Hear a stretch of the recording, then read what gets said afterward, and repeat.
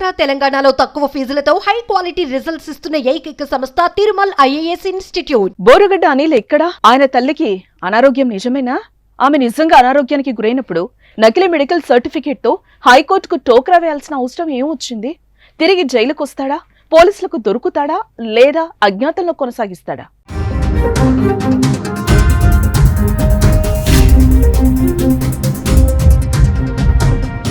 బోరుగడ్డ అనిల్ కుమార్ అజ్ఞాతంలోకి వెళ్లిపోయాడు. కోర్టుకు తప్పుడు మెడికల్ సర్టిఫికెట్లు సమర్పించి బెయిల్ పొందిన అతడు తర్వాత కనిపించకుండా పోయాడు. కోర్టునే తప్పుదోవ పట్టించిన అనిల్ కోసం అనంతపురం, గుంటూరు జిల్లా పోలీసులు 2 రోజులుగా గాలిస్తున్నారు. ఒక్క బోరుగడ్డనే కాదు, వాళ్ల కుటుంబ సభ్యులు సైతం ఎవరూ అందుబాటులో లేరు. ఫోన్లను స్విచ్ ఆఫ్ చేశారు. గుంటూరు, రాజేంద్రనగర్, వేళాంగిణి నగర్లోని అతని ఇళ్లకు వెళ్లి చూడగా తాళాలు వేసి ఉన్నాయి.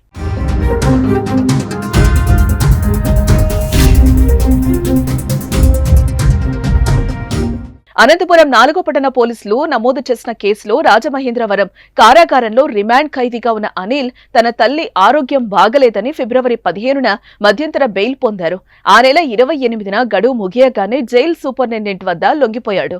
తల్లికి సీరియస్ గా ఉందని, ప్రస్తుతం ఆమె చెన్నై అపోలో ఆసుపత్రిలో చికిత్స పొందుతున్నారని మధ్యంతర బెయిల్ పొడిగించాలంటూ కోరారు. ఈ మేరకు గుంటూరు లలిత సూపర్ స్పెషాలిటీ ఆసుపత్రి chief cardiologist PV Raghava Sharma జారీ చేసినట్లుగా మెడికల్ సర్టిఫికేట్ ను బెయిల్ పిటిషన్ తో జతపరిచి న్యాయస్థానానికి సమర్పించగా న్యాయమూర్తి మార్చి 11 వరకు బెయిల్ గడువు పొడిగిస్తూ ఉత్తర్వులిచ్చారు. అనిల్ కుమార్ కోర్టుకు సమర్పించిన మెడికల్ సర్టిఫికేట్ ను లలిత ఆసుపత్రి యాజమాన్యం ఇవ్వలేదని, అది నకిలీ ధృవపత్రమని డాక్టర్ రాఘవ్ శర్మ పోలీసులకు వాంగ్మూలం ఇవ్వడంతో తప్పుడు మెడికల్ సర్టిఫికేట్ వ్యవహారం బయటపడింది.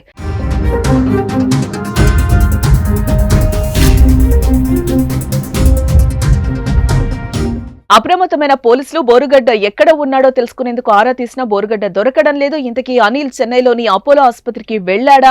వెళ్తే ఎన్ని రోజులు ఉన్నాడని అక్కడికి వెళ్లి పోలీసులు ఆరా తీయగా అతను వచ్చినట్లు స్పష్టత లేదని తేలింది.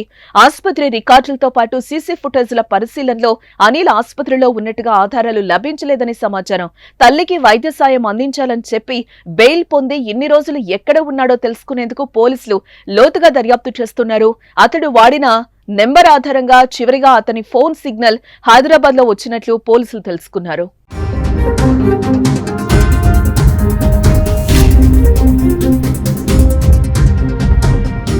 వైఎస్ జగన్ ముఖ్యమంత్రిగా ఉన్నప్పుడు బోరుగడ్డ అనిల్ ప్రతిపక్ష నాయకుడు చంద్రబాబు నాయుడు, టీడీపీ నేత నారా లోకేష్ తీవ్ర స్థాయిలో విరుచుకుపడ్డారు. అలాగే జనసేన అధినేత పవన్ కళ్యాణ్ ను వ్యక్తిగతంగా దూషించారు. వైఎస్ జగన్ ఆదేశిస్తే చంద్రబాబు పవన్ కళ్యాణ్ లను లేపేస్తానంటూ వివాదాస్పద వ్యాఖ్యలు చేశారు. కూటమి అధికారంలోకి వచ్చిన తర్వాత అజ్ఞాతంలోకి వెళ్లిపోయారు. అయితే గత ఏడాది అక్టోబర్ 17న పోలీసులకు పట్టుకున్నారు. అనంతరం రిమాండ్ కు తరలించారు.